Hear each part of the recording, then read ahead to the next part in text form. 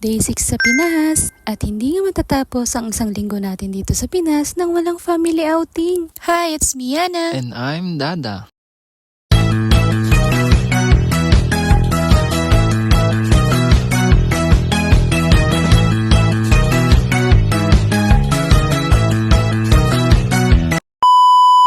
It's a Saturday nice weather nga and isang araw na lang ay babalik na nga ako ng Hong Kong. Kaya naman napag-isipan at napagdesisyonan nga ng lahat na magkakaroon nga ng family outing. Bonding and celebration na din ba? Minsan ang celebration na nga para tipid na din. Graduation celebration, Mother's Day celebration, at advanced birthday celebration ko na nga. O diba, 3 celebration sa isang araw? Hindi ka pa ba nakatipid yan? At eto nga ang aming mga handa. Napakadami at si Mama nga lang ang nagluto neto. At dahil sponsor ang ating kambing at salamat naman sa aking asawa dahil may pakambing pa nga siya sa amin. Wala naman kaming gaanong bisita, kumbaga kami-kami nga lang. At dahil nataon na rin at first time nga naming mag-outing kasama si Papa, kaya naman nilubos-lubos na nga namin tong araw na to. Napakakasarap nga ng mga pagkain. Siguradong mamimiss ko na naman to pagbalik ko. At habang inaantay pa nga namin yung mga iba ay eto nga kami. Tahimik nga lang ang lugar na ito dahil hindi naman gaanong dinadayo. Dito nga kami sa La Playa napunta. Hindi nga masyadong crowded kaya napaka-peaceful nga ang place na to. At gusto ko na nga umpisang kumain dahil wala pa nga kaming breakfast. Dito na nga lahat kaya minsan ang kain na nga lang tayo. At eto nga yung pangalawang anak ko. Huy, charot lang. Pamangkin ko nga pala to at anak ng kapatid kong lalaki. Sinusuyo ko nga tong baby big boy ko na kung gusto na nga niya ng kapatid. Pero mukhang napilitan nga lang yang kargahin yan siya. At dito naman tayo magawi sa ating cum laude. Hindi nga yan siya magtatagal kasi meron nga siyang pupuntahan. Bawal pa nga muna nating sambitin, baka kasi ma-ops yan. Kaya naman sumama nga lang siya para kumain at aalis na din yan. At eto nga si Papa kasama ang kanyang pinsan. By the way, tito po nga namin siya. At eto nga, nagmumuni-muni nga yung asawa ko at mukhang napapakwenta na sa mga gastusin niya. Sinabi ko na lang sa kanya na ang pera babalik pero ang panaon na hindi na nga. Mag-alas 12 na nga sa mga oras na to at gumagayak na nga yung kapatid ko. Abay, apakasarap naman ng tulog ng baby na yan. Mukhang ang magaan pero nangawit nga yung kamay ko sa pagbuhat sa kanya. Hatid na nga namin tong kapatid ko dahil nga may ganap siya ngayong araw na to. At hindi rin matatapos ang kanyang araw dito nang walang selfie. Puno nga na naman itong cellphone ko kaya naman pinag-delete ko na. Hindi rin naman siya ma-post sa Facebook kaya naman wala din siyang magagawa. Ihahatid ko nga lang sana siya dyan sa labas ng kalsada pero nag-offer nga tong asawa ko na ihatid na lang sa may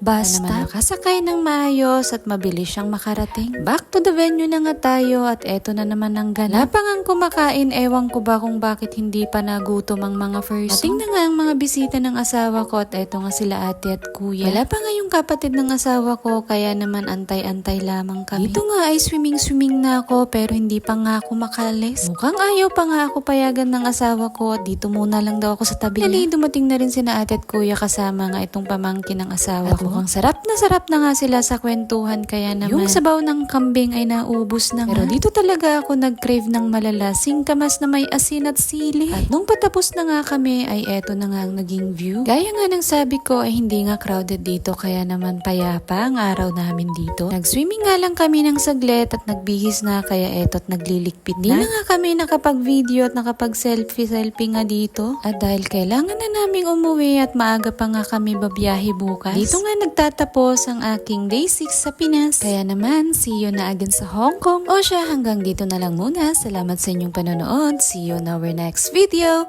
Babo!